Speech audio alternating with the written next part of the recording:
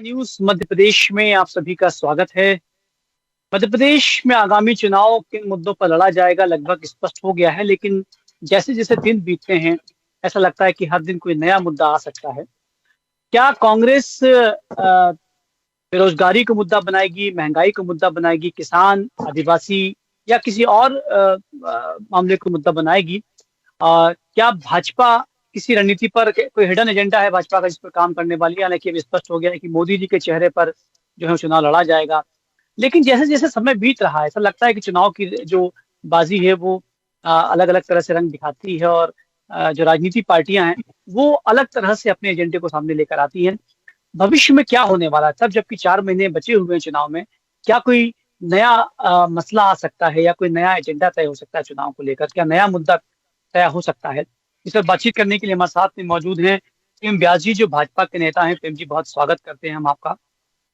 हमारे साथ में मौजूद हैं राजेश मंडोई जी, जो कांग्रेस के वरिष्ठ नेता हैं। राजेश जी, आपका भी बहुत स्वागत करते हैं। और हमारे साथ में मौजूद हैं अक्षय जैन, जो आप पार्टी के प्रवक्ता हैं। अक्षय जी, आपका भी बहुत स्वागत करते हैं। सबसे पहले बात प्रेम जी आपसे कि ये स्पष्ट हो गया है कि अब जो है भाजपा विकास की नीति पर बात करना चाहती है, विकास के मुद्दे पर चुनाव लड़ना चाहती है, और चेहरा जो है वो मोदी जी का रहेगा।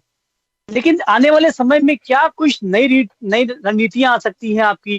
क्योंकि आपका एक संगठन काम करता है, एक बाकायदा एक टीम काम करती है, एक थिंक टैंक काम करता है, तो भविष्य में और क्या नया देखने को मिल सकता है? देखिए, नमस्कार। सबसे पहले तो मैं बता दूं कि जो भारतीय जनता पार्टी की रणनीति है बहुत स्पष्ट है। हम विकास और सुशासन पे पहले भी थे, आज भी है और भविष्य में भी रहेंगे। हमने विकास किया है। जितने भी सेक्टर्स होते हैं, जितनी भी समाज होती, जितनी भी जातियां होती, जितने भी सेक्टर से, कृषि हो गया, सड़क हो गया, कानून व्यवस्था हो गया, हमने सब जगह विकास किया। और जितने भी लाभान्वित लोग हैं, मैं यहाँ से योजनाओं का कोई जिक्र नहीं कर रहा हूँ आपके सामने, मैं आपसे स्पष्ट रूप से कह रहा हूँ कि जितने लाभान्वित लोग हैं, जैसे सीएम कृषि योजना में लाभान्वित लोग हैं, किसान निधि में लाभान्वित लोग हैं, सीधे पैसा गया है जी, सीधे जिनके पास पैसा गया, जिनके पास सीधे से मदद पहुंची है प्रशासनिक लेवल पर। और मुख्यमंत्री जी ने उसमें, जैसे 6,000 रुपए किसान निधि में मिलते थे, मुख्यमंत्री जी ने उसमें 4,000 रुपए और ऐड करें, ऐसे करके 10,000 रुपए किसान निधि में मिल रहे हैं। और कृषि संयंत्रों में जो उस समय जो ब्याज हो गया था डिफॉल्टर किसानों का, वो ब्याज भी मुख्यमंत्री जी ने। पर ऐसे जितने भी लाभान्वित लोग हैं, मैं आपको पूरा आंकड़ा बता सकता हूँ, अभी समय चूंकि कम होता है, मैं आपको एक छोटे से प्रारूप में बता रहा हूँ। जितने भी लाभान्वित लोग हैं उनकी संख्या करोड़ों में, और वे हमारे वोटर हैं, वे हमारे सुशासन के गवाह हैं, और वे हमें जीत दिलाएंगे। चलिए, बहुत अच्छी बात आप कर रहे हैं कि आपने बहुत स्पष्ट तौर पर स्वीकार भी कर लिया कि जो लाभान्वित लोग हुए हैं विभिन्न योजनाओं के माध्यम से, जिनके किसान निधि उनके सीधे पैसा उनके पास गया है, लाडली बहनाएं हैं जो जिनके पैसा जिनके बैंक में गया है। लेकिन एक बहुत बड़ा और मुद्दा है, इस पर बातचीत हम करते हैं। राजेश मंडलोई जी, प्रेम मोहन जी ने बहुत स्पष्ट प्रेम व्यास जी ने बहुत स्पष्ट रूप से कहा कि जो लाभान्वित लोग हैं वो हमारे वोटर्स हैं और वो करोड़ों की संख्या में है, तो बहुत आशान्वित है भाजपा जीतने के लिए। राजेश जी, आप मेरी आवाज आप तक पहुंच रही है? नहीं, शायद आपकी आवाज जो है वो सही तरह से मेरे पास मुझ तक नहीं आ रही है। आपका ऑडियो ठीक होता है तब तक मैं अक्षय जी के पास पहुंचता हूँ। अक्षय जी, जो प्रेम व्यास जी ने स्पष्ट तौर पर स्वीकार किया कि जो लाभान्वित लोग हैं वो उनके वोटर्स हैं और वो करोड़ों की संख्या में। सर, मैं दो बात रखना चाहूंगा। प्रधानमंत्री के नाव पे चुनाव लड़ेंगे, आज ऐसी न्यूज आई तो मुझे लगता है कि राज्य सरकार की हार तो यही हो गई। क्या 20 सालों में सत्ता में रहने के बाद भी मुख्यमंत्री जी के नाम पे या उनके काम पे चुनाव लड़ नहीं पाए, जो प्रधानमंत्री जी को राज्य सरकार के चुनाव में इवेंचुअली इन्वॉल्व करना पड़ा? मेरा पहला सवाल। प्रधानमंत्री जी ने जब भोपाल में रैली किया तब भी उन्होंने राज्य सरकार के किसी कॉन्ट्रीब्यूशन को नोट डाउन नहीं किया। उन्होंने यूसीसी पे बात की और केंद्र के दूसरे पार्टी के जो लीडर्स हैं उनके भ्रष्टाचार पे बात की। उन्होंने राज्य सरकार के एक कंट्रीब्यूशन पे भी बात नहीं की। तो क्या 20 सालों में राज्य सरकार के पास, प्रधानमंत्री जी के पास एक काम नहीं था राज्य सरकार का बताने के लिए? तीसरी बात, जो हम ये लाडली बहन योजना, स्कूटी डिस्ट्रीब्यूट कर रहे हैं, 1,000 रुपए खाते में डाल रहे हैं, मेरा ये कहना है क्या अब राज्य सरकार के पास यही रह गया है कि वो 1,000 रुपए देके चुनाव को जीते? 1,000 रुपए देने से क्या सारी प्रॉब्लम सॉल्व हो जाएंगी? क्या 1,000 रुपए देने से शिक्षा का सारा प्रॉब्लम सॉल्व हो जाएगा, स्वास्थ्य का सारा प्रॉब्लम सॉल्व हो जाएगा, रोजगार का सारा प्रॉब्लम सॉल्व हो जाएगा? राज्य सरकार 20 साल में ना महिलाओं को न युवाओं को, न व्यापारियों को, किसी को सशक्त नहीं बना पाए हैं। इसीलिए अब ये सारे शॉर्टकट्स अपनाने पड़ रहे हैं। और ये प्रधानमंत्री जी के चेहरे पे लड़ना और उनके भाषण में यूसीसी जैसे राष्ट्रीय मुद्दे राज्य के चुनाव में इंक्लूड करना, ये इस बात से प्रूव होता है कि राज्य सरकार 20 साल में ऐसी कोई पॉलिसी नहीं ले पाई है जो ग्राउंड तक और राज्य के आखिरी आदमी तक पहुंचे। इसीलिए ये सब करना पड़ रहा है। चलिए प्रेम व्यास जी से बात करते हैं। राजेश जी, आप तक आवाज पहुंच जाए तो बताइएगा। प्रेम व्यास जी, जो अक्षय जी ने सवाल उठाया है कि क्या आवश्यकता पड़ गई कि प्रधानमंत्री नरेंद्र मोदी जी के नाम पर आप चुनाव लड़ने की बात कर रहे हैं, क्या आप जिस विकास की बात कर रहे हैं ऐसी कोई भी चीजें नहीं है जिस पर आप दम पर आप ये कह सके कि आप चुनाव जीत जाएंगे, और मोदी जी के चेहरे का उपयोग करना पड़ा? देखिए, जैसे इन्होंने सबसे पहले लाडली बहना पे जो कटाक्ष करा उसका जवाब देना चाहता हूँ कि इनकी आदत ही है महिलाओं को और किसी के लिए भी कुछ भी बोल देने की। लाडली बहना योजना का माध्यम सिर्फ ऐसा इसीलिए था कि छोटी मोटी पूर्ति के लिए जो लाडली बहना है उनको किसी के आगे हाथ ना फैलाना पड़े, इसलिए लाडली बहना हम लेके आए। अक्षय जी, क्या आप एक आम आदमी के प्रवक्ता होने के नाते आपको लगता है कि ठीक है, एक विपक्षी पार्टी का धर्म होता है कि वो जो है वो सत्ताधारी के पक्ष में बात करे और उसकी नकारात्मक चीजों पर बातचीत करे, उसका ध्यान आकर्षित करे, लेकिन इतना तो तय है कि लगातार जैसा कि प्रेम व्यास जी ने कहा है कि वो बाकायदा उन्होंने रणनीति के तहत काम किया है, वो बाकायदा लाडली बहनाओं पर फोकस कर रहे हैं जिनकी करोड़ों की संख्या में जो मतदाता हैं, वो किसानों पर फोकस कर रहे हैं जिनकी संख्या भी करोड़ों में है और वो सीधे उनके पैसा उनके पास जा रहा है। कर्मचारियों को आज ही घोषणा हुई है कि उन्हें जो है केंद्र के समान वेतनमान मिलेगा। तो हर व्यक्ति सीधे सीधे लाभान्वित हो रहा है, हर व्यक्ति की जेब में सीधे पैसा जा रहा है, और जिसकी जेब में पैसा जा रहा है तो वो तो वोट देगा। तो मेरा सर सबसे पहला सवाल यही रहता है कि ये सारी चीजें चुनाव के 5-6 महीने पहले ही क्यों करनी पड़ती है? 5 साल तक क्यों किसानों के लिए मुआवजे में मध्य प्रदेश में जितनी तकलीफें आती हैं और जितना बड़ा एक ब्यूरोक्रेटिक हसल है किसानों को मुआवजा मिलने में, आप पता करेंगे तो 2-3 साल पहले भी जो ओलावृष्टि हुई थी उसके भी मुआवजे पूरी तरीके से बटे नहीं है। मैं तो भाजपा के प्रवक्ता से पूछता हूं, आप बताइए आपने कितने % किसानों को ओलावृष्टि से बारिश के नुकसान का पिछले 3-4 साल में मुआवजा दे दिया? रखिए, आप अमाउंट रखिए।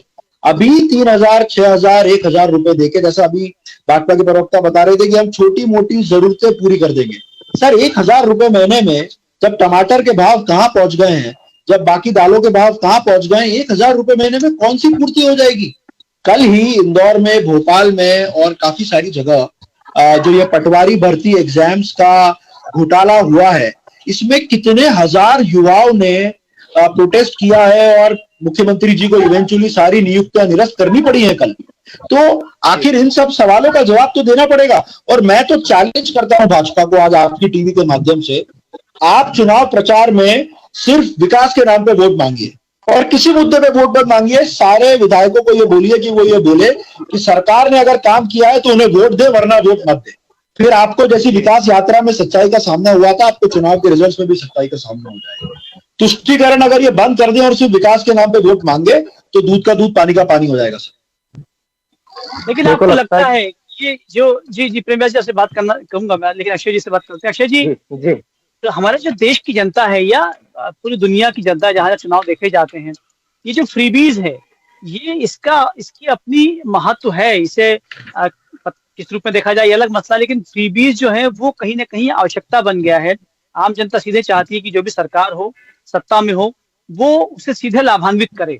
तो आपको लगता है कि ये एक ऐसी आवश्यकता भी है जिसकी पूर्ति की जानी जरूरी होती है? सिर्फ विकास की यदि बात करेंगे, फ्रीबीज नहीं करेंगे तो भी चुनाव हार जाएंगे? सर फ्रीबीज और कल्याणकारी योजनाओं में 2 फर्क है। फ्रीबीज वो होता है जो चुनाव के 5-6 महीने पहले सडनली आपकी नींद खुलती है और आप पैसा ट्रांसफर करना शुरू कर देते हैं। साफ पानी, फ्री बिजली, अच्छी बस की सुविधाएं महिलाओं को, बच्चों के लिए अच्छे स्कूल जहां बिना महंगी फीस के हम बच्चों को पढ़ा सकें, अच्छे सरकारी हॉस्पिटल जहां मुफ्त में इलाज हो सके, ये होती है कल्याणकारी योजनाएं। जो हर सरकार का धर्म है कि प्रदेश के, देश के आखिरी आदमी तक बेसिक शिक्षा, स्वास्थ्य, व्यापार, रोजगार, ये सारी सुविधाएं पहुंचे। और ये जो 5-6 महीने पहले ड्रामा होता है, सीधा कैश ट्रांसफर होता है, ये फ्रीबीज है सर। और प्रदेश में, मध्य प्रदेश स्पेसिफिकली में जिस तरीके से कर्जा लिया जा रहा है, कल परसों ये अनुपूरक बजट पास हुआ 26,000 करोड़ का, वो डिस्कशन भी नहीं हो पाया विधानसभा में कि 26,000 करोड़ अलॉट कहाँ होंगे, और वो पूरा बजट पास कर दिया, अनुपूरक बजट। तो वो 26,000 करोड़ कहाँ जाएंगे, कौन से बजट में जाएंगे, कौन से डिपार्टमेंट में जाएंगे, हमें तो पता ही नहीं लगा। तो ये जो 5-6 महीने पहले ये होता है, ये फ्रीबीज है सर, और कल्याणकारी योजनाएं तो पूरे 5 साल चलानी पड़ती है, जो हर राज्य सरकार को चलानी चाहिए। चलिए, प्रेम व्यास जी, जो अक्षय जी कह रहे हैं कि फ्रीबीज और कल्याणकारी योजनाओं में बड़ा अंतर है। कल्याणकारी योजनाएं तो 5 साल तक चलती हैं, लेकिन फ्रीबीज जो है वो सिर्फ चुनाव के आसपास दिखाई देती है। तो जो आप कर रहे हैं, सरकार कर रही है, अक्षय जी के अनुसार जो लाडली बहनाओं को 1,000 रुपये दिया जा रहा है, जो किसानों को कर्ज माफी के नाम पर दिया जा रहा है, जो जो जो कर्मचारियों को दिया जा रहा है, वो फ्रीबीज हैं, वो बांटा जा रहा है पैसा। देखिए, मैं आपको सबसे पहले तो बताऊं ना, इन्होंने 2 चीजें यहाँ पर उल्लेखित की है। एक तो पटवारी घोटाले वाले, उसकी जांच चल रही है, और जितने भी लोग उसमें अगर शामिल होंगे, पहली बात तो ऐसा कोई स्कैंडल हुआ नहीं है। सबके आज पटवारी में जो चयनित विद्यार्थी हैं, जो वो आज मिले हैं गृह मंत्री जी से, और उन्होंने अपना पक्ष भी रखा है। ठीक है। दूसरी बात, ये फ्री का बीज कौन बांट रहा था, कौन बांट के सत्ता किसने प्राप्त करी, ये तो पूरा देश जानता है। दूसरी चीज, किसके मंत्री भ्रष्टाचार में कहां बंद है और किसने प्रोटेस्ट करा। अगर हमारे यहाँ कोई ऐसी स्थिति निर्मित होती तो तुरंत कार्रवाई करती है। भारतीय जनता पार्टी पूरी स्पष्टता के साथ में, स्पष्ट नीति के साथ में कार्य करती है। तीसरी चीज, क्या किसान सम्मान निधि पिछले 6 महीने में चालू हुई? मैं आपसे प्रश्न करना चाहता हूँ। क्या गेहूं निर्यात में 38% भागीदारी आज मध्य प्रदेश की है? तो क्या वो 6 महीने में हो गई? पिछले 6 महीने में किसानों को हमने बीज दिया था। पिछले 6 महीने में हमने किसानों को एक बादल प्रोवाइड कर दिया था, जिस बादल ने वहां पर बहुत वर्षा करी, और 38% गेहूं किसानों ने उत्पाद करके प्रदेश में देश में नंबर 1 हासिल कर लिया। हमने जो योजनाएं चलाई थी वो पिछले 5, 10, 15 वर्षों की देन है। शायद आपकी स्टडी उतनी मजबूत नहीं है। पिछले 10-15 वर्षों से सतत योजनाएं चलाई गई, और उसका लाभ आज हर व्यक्ति को मिल रहा है, और हम हर व्यक्ति के लिए कार्य कर रहे हैं। चाहे वो किसान हो, उसके लिए हम कार्य हैं, निःशक्त जनों के लिए हम कार्य कर रहे हैं। कल से आप ये भी कहेंगे कि निःशक्त जनों को क्यों प्रोवाइड कर रहे हो आप। हमने आयुष्मान कार्ड में 4.25 करोड़ आयुष्मान कार्ड बने थे, जिसमें से 22 लाख लोगों को प्रदेश में मुफ्त इलाज प्रोवाइड कराया। आपकी सरकार ने कहां पर क्या प्रोवाइड कराया, और आप वहां पर मुफ्त की रेवड़ी बांटकर सरकार में आए हो। हमने योजनाएं बनाई है, रोज योजनाओं का क्रियान्वयन क्या है, बकायदा डाटा है हमारे पास हर चीज का, और जितने लोग लाभान्वित हुए वे विकास यात्रा के माध्यम से धन्यवाद प्रेषित करने के लिए उपस्थित होते हैं। हमने कहीं कोई भी भेदभाव किसी भी समाज के साथ में नहीं किया। जनजातीय समूह के जो परिवार थे, उनको 70 लाख पट्टे वितरित किए गए। आज आदिवासियों जो तेंदा पत्तू जो इकट्ठा करती थी महिलाएं, कांग्रेस की सरकार उस समय कितना पैसा प्रोवाइड करती थी उनको? 3-3.5 रुपए, और अभी कितना है? आप इन सब चीजों पर पहले स्टडी करिए, उसके बाद मेरे से बात करिए।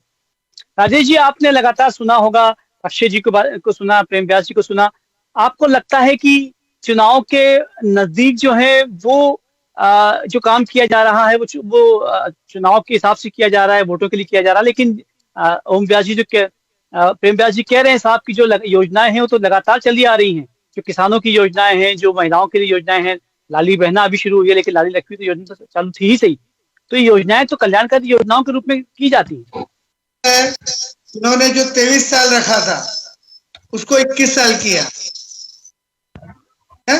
उसके बाद 60 साल से ऊपर की महिलाएं क्या लाडली बहना नहीं होती? 60 साल से ऊपर की महिलाओं को इन्होंने छोड़ दिया, कई नियम लगा दिए, कई महिलाओं को छोड़ दिया। ये किसानों की बात करते हैं, किसानों को 10,000 रुपए साल में पूरा काम हो जाता है, या 6,000 रुपए साल भर का 8,000 रुपए बिजली का बिल लेते हैं किसान से। किसान को उसकी फसल का दाम नहीं मिलता। बताइए, दाम मिलता है किसान को उसकी फसल का?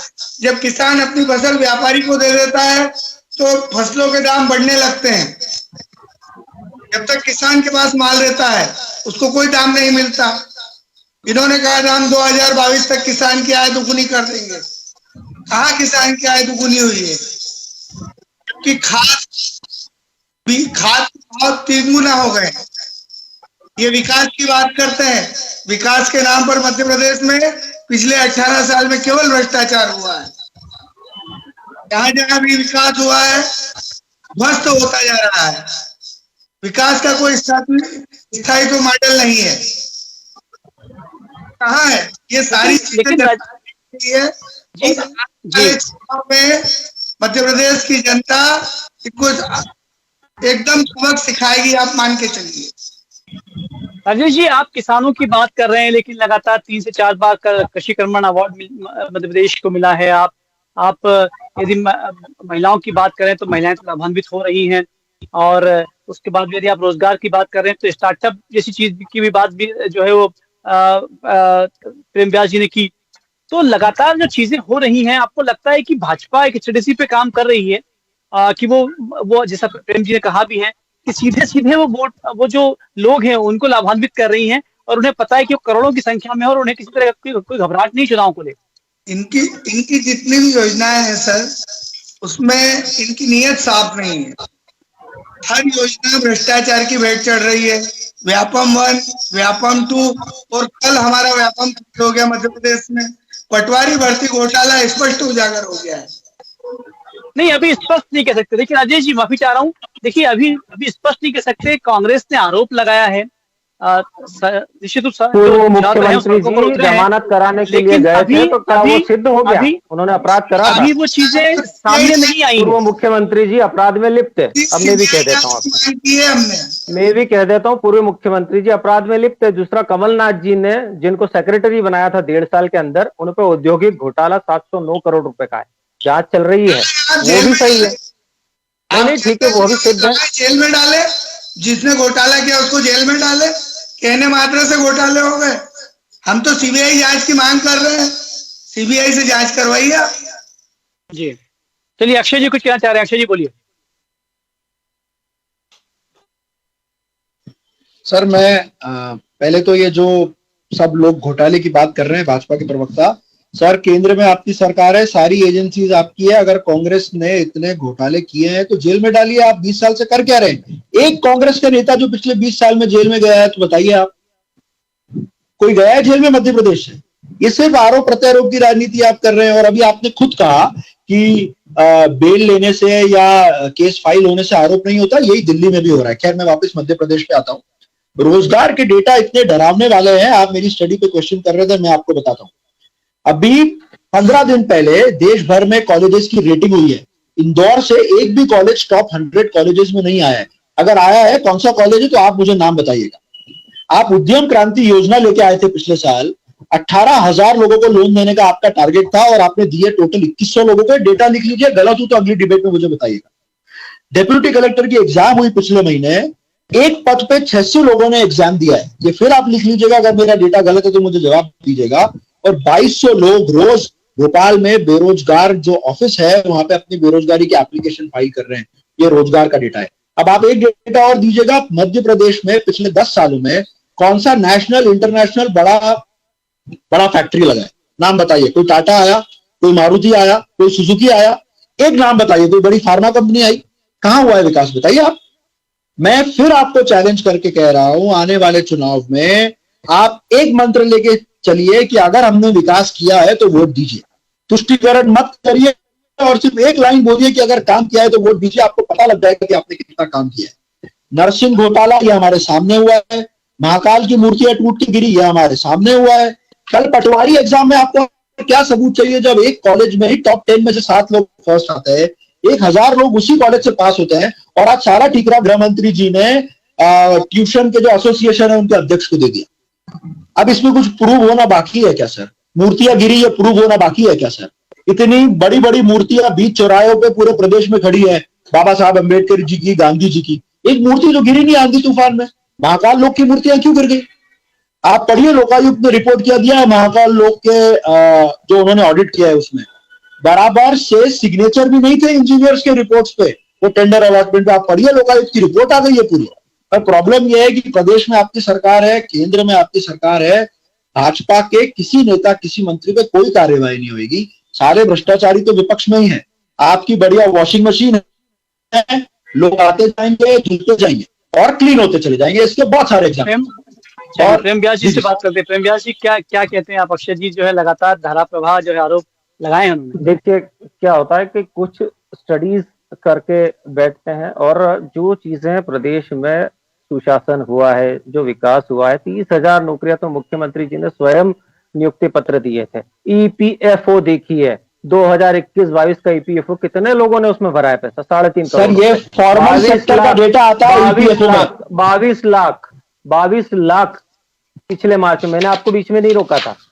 22 लाख लोग, ठीक है, 22 लाख लोग। क्या सरकारी योजनाएं सब खत्म हो गई थी? क्या सरकारी उस समय नौकरियां नहीं मिली? जितने भी डाटा आप लेके आ रहे हैं, मैं उन डाटा को कहीं भी सत्य प्रमाणित नहीं मानता हूं। हमने विकास किया है, विकास के मुद्दे पर ही पिछले 15-18 वर्षों से भारतीय जनता पार्टी विजय प्राप्त करी और आगे भी विकास के मुद्दे पर ही लड़ेंगे। दूसरा, अगर जिनको लाडली लक्ष्मी योजनाओं से या इससे कोई अगर प्रेम नहीं है और ये अगर कोई दुश्मनी है, तो वे अपने घोषणा पत्र में लिख दे कि हम लाडली लक्ष्मी योजना बंद करेंगे, हम निकाह विवाह योजना बंद करेंगे। हम तो नारी सम्मान लेके आए हैं 18 साल से लेके 118 साल तक की महिलाओं को 1500 रुपए प्रति माह, 500 रुपए में गैस की टंकी। हमारी तो ये घोषणा है। हमारा प्रेम तो दिख ही रहा है। हम नारी को सम्मान दे रहे हैं। आधी बहनों को लाली बना के आधियों को सौतेली नहीं कर रहे हैं, पहली चीज। दूसरी चीज, ये रोजगार की बात कर रहे हैं। पिछले 15 दिन पहले भास्कर में एक समाचार छपा था साहब, मैंने पिछली डिबेट में भी बोला था, इन्होंने 3 साल में 21 करोड़ रुपए खर्च करके केवल 19 लोगों को नौकरी दी है। ये मध्य प्रदेश रोजगार कार्यालय का डाटा है। कहाँ है रोजगार? हवा में। वो डेटा तो रोजगार कार्यालय का डेटा तो अपडेट होता नहीं है, इसलिए आपके पास पुराना डेटा हो। राजेश जी बहुत 2002-2003 का डेटा था, वो शायद गलती से अभी प्रसारित हो गया होगा। 2003 के बाद डेटा बदल गया। राजेश जी समय कम है। राजेश जी मैं आपसे पूछना चाहता हूँ, क्या लगता है आपको, ऐसा क्यों होता है कि हम जो आकलन करते हैं, आम जनता कुछ आकलन और कर रही होती है, उसका मंथन इतना बारीक होता है कि वो तभी समझ में आता है जब चुनाव के परिणाम सामने आते हैं, तब पता लगता है कि हमारी जो डिबेट थी वो सही दिशा में थी या नहीं थी। राजेश जी आपको क्या लगता है, आम जनता इस वक्त क्या सोच रही होगी?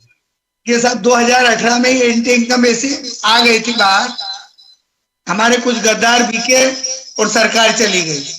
उसी एंटी इनकम बेसी में अब बहुत ज्यादा बढ़ोतरी हो गई है। प्रदेश की जनता हर मोर्चे पर इतनी पीड़ित है कि तय है भारतीय जनता पार्टी का जाना। जी अक्षय जी, यही सवाल आपसे पूछना चाहता हूं कि हम डिबेट करते हैं, बहस करते हैं, लगातार वार्तालाप करते हैं, लेकिन चुनाव परिणाम जब आते हैं तब समझ में आता है कि असल सच क्या था। इस वक्त मध्य प्रदेश की आम जनता सब कुछ देखते हुए क्या सोच रही होगी, उसके मन में क्या होगा? सर मध्य प्रदेश की जनता ने तो 2018 में इनको रिजेक्ट कर दिया था। कैसे मध्य प्रदेश में सरकार बनी, कैसे महाराष्ट्र में सरकार बनी और कैसे दूसरे प्रदेशों में सरकार बनी, ये हमारे सामने है। कि चल क्या रहा है देश में, ये तो हमारे सामने है। खैर सर, अभी ईपीएफओ का डेटा बोल रहे थे। सर ईपीएफओ का डेटा फॉर्मल सेक्टर का है और फॉर्मल सेक्टर से कहीं बड़ा हमारा इनफॉर्मल सेक्टर है जिसका डेटा सामने नहीं आता है। ये बहुत बड़ा एक मिसकम्युनिकेशन है कि ईपीएफओ में जो डेटा आता है वही है, उसके अलावा भी बहुत सारा बेरोजगार है। और अगर आपने सिर्फ विकास के नाम पे चुनाव जीते हैं तो अभी प्रधानमंत्री जी को मध्य प्रदेश के चुनाव का आगाज करने में यूसीसी की बात क्यों करनी पड़ी? वो बात करते हैं कि आपने क्या क्या किया है। उसके बाद आप ये जो इतनी योजनाएं लाके डायरेक्ट पैसा डाल रहे हैं, मैं आपसे एक सवाल पूछता हूं, आप ये पैसा ला कहां से लाए? आप बताइए, जनवरी से जून तक आपने कितना 1000 करोड़ रुपए का कर्जा लिया है, आपको पता है? ये पैसा कहां से ला रहे हैं आप? आपके बजट में ही 50,000 करोड़ का डेफिसिट था इस बार के, तो ये पैसा आ कहां से रहा है? आप मंथ टू मंथ कर्जा लेते जा रहे हैं जो आने वाली पीढ़ी को चुकाना पड़ेगा। ये मेरा पॉइंट है। आप बताइएगा सोर्स की पैसा कहां से ला रहे हैं। आखिरी पॉइंट, एक डेटा और आप लिख लीजिएगा। मध्य प्रदेश में दाल मिलें बंद होती जा रही है। हाईएस्ट मंडी टैक्स हमारे प्रदेश में है। इंदौर में 400 से ज्यादा दाल मिलें थी जो 100 से कम हो गई है। व्यापार को जो लेके बर्बादी आपने किया है पूरे देश में और मध्य प्रदेश में, आपका नाम तो इतिहास में दर्ज होएगा। तो अब आप मुझे बताइएगा कि व्यापार को लेके क्या 5 नीति आपकी आई, मुझे जरा बताइएगा आप, जिससे व्यापारी को बहुत लाभ हो। बताइए। जवाब अगर आएगा तो लंबा हो जाएगा, लेकिन संक्षेप में मैं जानना चाहता हूँ प्रेम व्यास जी। देखिए, मूलभूत आवश्यकता होती है सड़क, पानी, बिजली। 1 लाख किलोमीटर सड़क बन चुकी है। आप महाकाल लोग का कहते हो, राष्ट्रीय आपदा में ये सब चीजें, वो आंधी तूफान के अंदर जो सब चीजें हुई वो एक प्राकृतिक आपदा थी, ठीक है, और उस पर भी काम कर रहे हैं, उस पर भी काम किया जा रहा है। गुजरात में जो हुआ था, उसके पहले दूसरी कंट्रीज में जो हुआ था, साउथ वेस्टर्न में बहुत सारी कंट्रीज में हुआ था, क्या था वो? इससे किसी की प्रेम जी, निंदा प्रशंसा प्रेम जी, नहीं कर प्रेम सकते। जी, पहली चीज समय जी, चूंकि कम है, प्रेम जी समय थोड़ा सा कम है। इतना जानना चाह रहा हूँ कि आप जनता के मन को पढ़ पा रहे हैं कि जनता का मन क्या कह रहा है इस वक्त? जनता का मन इस वक्त भी भारतीय जनता पार्टी के साथ है, भारतीय जनता पार्टी की विकास की नीतियों के साथ है। और इन लोगों का तो पहले जब प्रधानमंत्री जी विदेश जाते थे तब उनको सूट बूट की सरकार कहते थे, जब प्रधानमंत्री जी ने करके दिखा दिया तब बोले नहीं ये तो अलग बात है। मतलब जब हम कर देखेंगे, राम मंदिर के लिए कहते थे राम मंदिर कब बनाएंगे, डेट नहीं बताएंगे, अब जब बन गया तो वो भी बात अलग हो गई। 370 धारा कब हटाएंगे, वो भी हटा दी। उस समय के स्टेटमेंट्स थे, मध्य प्रदेश की धरती से पहले स्टेटमेंट्स निकलते थे कि वो शांति का मसीहा है, अब वो स्टेटमेंट्स नहीं निकलते। मध्य प्रदेश की धरती पर पहले जितने भी डकैत पनपते थे अब पूर्णतः समाप्त हो चुके हैं, इसलिए एक औद्योगिक वातावरण बन गया है, सड़कें निर्मित हो चुकी है, पानी आ रहा है। कई जगहों पर अगर कुछ कमियां हैं तो उसको हम दूर करेंगे और उसके लिए सतत बहुत प्रयासरत अच्छी है। बात हमने है, अलग अलग कमेटियां बहुत बना बहुत रखी अच्छी हैं। बात। जी जी, बहुत अच्छी बात है कि इस बात की आप कह रहे हैं कि जहाँ कमी है वहां पर हम दूर करेंगे। बहरहाल अलग अलग मुद्दे हैं, लेकिन समय बीतता जा रहा है। हर दिन के बाद में एक काउंटडाउन शुरू हो गया है, नवंबर में चुनाव संभावित हैं। और ये तय है कि मुद्दा क्या होगा। जो आज दिख रहा है कि बेरोजगारी हो सकता है, कांग्रेस मुद्दा बना सकती है, महंगाई बना सकती है, भ्रष्टाचार को मुद्दा बना सकती है। भाजपा जो है वो विकास की बात करती है और मोदी जी के चेहरे की बात करती है। बहरहाल ये बहुत आश्चर्य की बात है कि आम जनता जो है किस रसायन पर काम करती है, वो किस केमिस्ट्री पर काम करती है, ये तभी समझ में आता है जब उसके वोटों का पिटारा खुलता है। बहरहाल तब तक हमें इंतजार करना होगा। बहुत सारा धन्यवाद हमसे बातचीत करने के लिए, अक्षय जी, प्रेम थैंक जी यू सर। धन्यवाद। और राजेश जय श्री और सब। Thank you.